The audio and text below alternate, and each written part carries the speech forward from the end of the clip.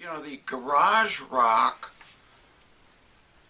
influenced as well as the very early Rolling Stones, where Keith will acknowledge that you couldn't tell if it was Brian or Keith playing what. They had the weave. And so few bands have that weave. Now, the easiest part of it was the fact that we were both capable of playing lead. So usually when Tom sang, he would play the rhythm guitar and I would play the melodic lines, embellishing it. Then when it came time to a solo, we would sometimes, songs would pass back and forth. And it was like, you play the solo one night and I play it the next night and you play it and we'll figure out who does the better job, and then there were some keys that, like, Tom didn't like playing in G. The oddest thing, however, was that I had to defend Billy for 35 years because Billy and Tom had played before in the Neon Boys with Hell as well on bass. And Hell didn't want to do it again because he thought playing with Tom was just like going to the dentist. Because, he said, I'm not a bass player. I don't want to play music. I'm a poet, blah, blah, blah, blah, blah. Play the bass, It doesn't matter if you can play or not. You'll learn as we go along. And we used to rehearse like 5-6 hours a day, And none of us could sing. I could probably hold pitch better than anybody else, but nobody could. So what difference would it make if I'm singing in pitch and they're not? The rehearsals when we played were just hilarious. I felt like I had run off and joined the circus. That's how super that felt. The release, we would knock over the microphones and fall on the floor and just wiggle around like worms, singing into the microphone on the floor. We didn't care, we wanted quotes for our little advertisements in the Village Voice. So Terry knew Nicholas Ray, who directed Rebel Without a Cause. And he says, what do I want to come see a rock band for? And Terry said, I'll buy you a gallon of wine. So he came down and, with his eye patch, and we were doing our thing, and he was drinking up the wine, and when the wine was all gone, like a gallon, he said, well, they're forecasts with a passion. So there it was,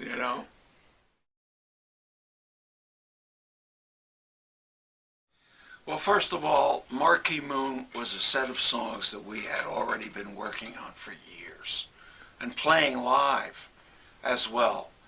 So they were, in a way, codified. So it was very easy to go in and actually just play them. The company did not want us to produce ourselves, and Tom really didn't want anybody telling him what to do or telling us what to do. And so what we decided was we would get an up-and-coming engineer producer, and who better than Andy Johns, who was Glenn Johns' brother, who was the engineer on Led Zeppelin, Rolling Stones, Cream, Traffic. My God, you name it, he engineered it, and he was beginning to become a producer. So he was just starting out as a producer, so he was not that expensive to get because he wanted production credits, obviously. And in the meantime, we get all that skill, of his engineering skill, which was just phenomenal. My contribution was the fact that I could play anything I played twice exactly. And Tom could not do that, especially in solos. So I did a lot of double tracking. on Guiding Light, that little end piece. It's not really a solo, but it's these melodic lines. That's 8 of me.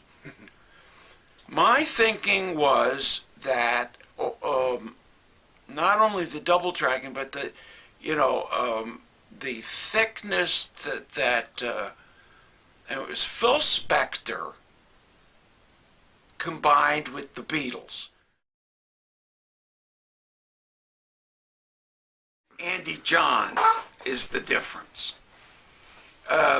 Andy Johns came to New York expecting the kind of shenanigans of the rock and roll bands he had worked with, which were, like the Rolling Stones or any of those British bands who really not only went into the studio to play music, but really to become intoxicated, to have a party.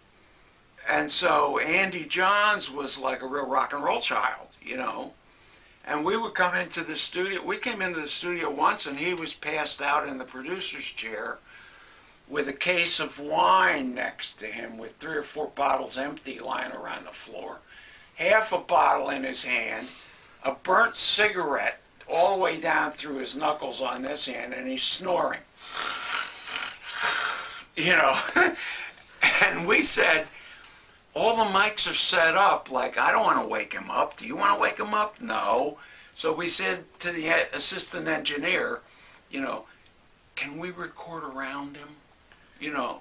Everything's set up, So we did. And we did a song.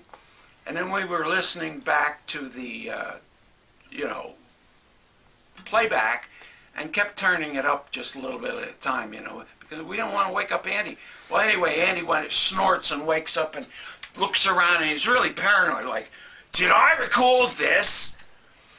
And we were all going like, and so the assistant engineer said, yes, Andy, you recorded it. And he goes, I'm a genius, So, there's a zillion stories I got on Andy, but I loved it because, of all the, he came in and we were serious. We wanted to make a record. Seriously, And he was of the kind, like I've just described, which drove Tom out of his ever-loving gourd. And me, I swing with it, because that was to me like, well, that's part of rock and roll too. Exactly. But the next album,